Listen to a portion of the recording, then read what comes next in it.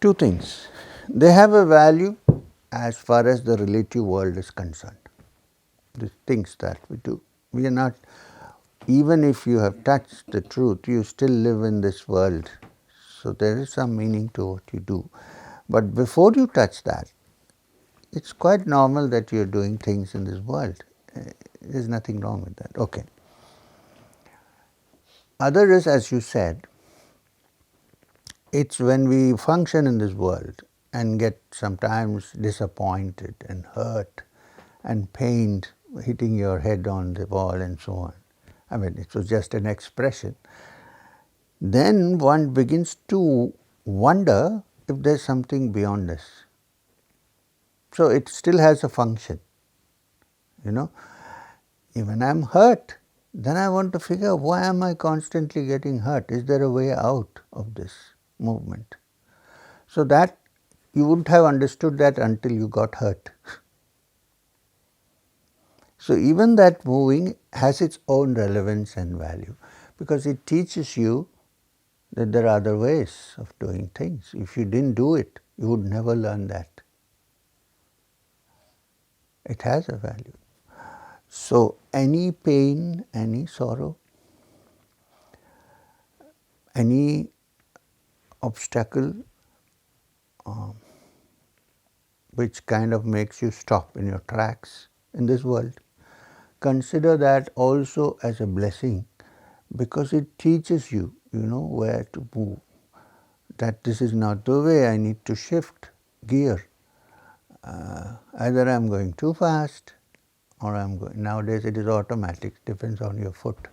But you need to understand this only through action. There is no other way. It's a I see that. Yes. Yeah. There is a misunderstanding. Normally, when you look at some of the teachings from, let's say, from Jesus, for instance. Now, there is this beautiful Sermon on the Mount. If you want to get the essence of, don't forget about the church. I'm talking about Jesus, okay? We're talking about a person. Let's say Jesus, man walking in the streets of Galilee, Jerusalem, the streets of Jerusalem, with no place to sleep, a wanderer, eating what food is available. In India, such a person would be called a parivrajak, a great yogi. Now, among all the teachings, I think they tried a lot to change, but some things have remained, and which is the Sermon on the Mount, which is very beautiful.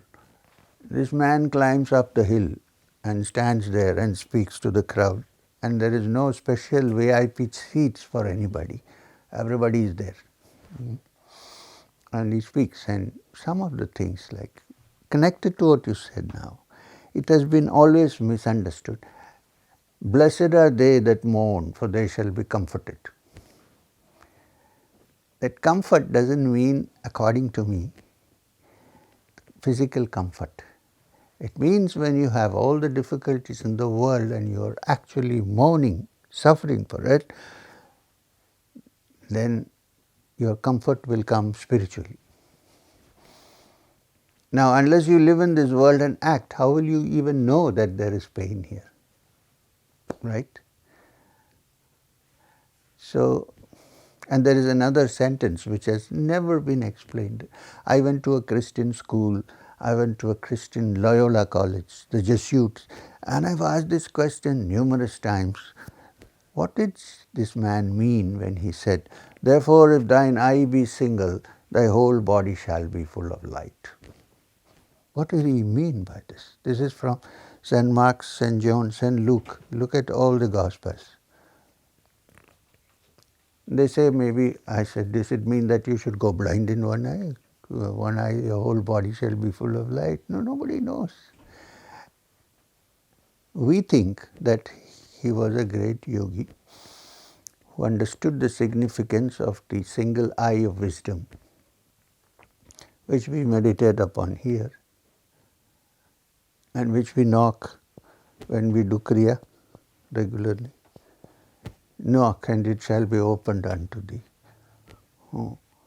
So we think he's talking about a different thing altogether, not this eye. That single eye is what we need to open, and that's the eye which means it's not a physical eye.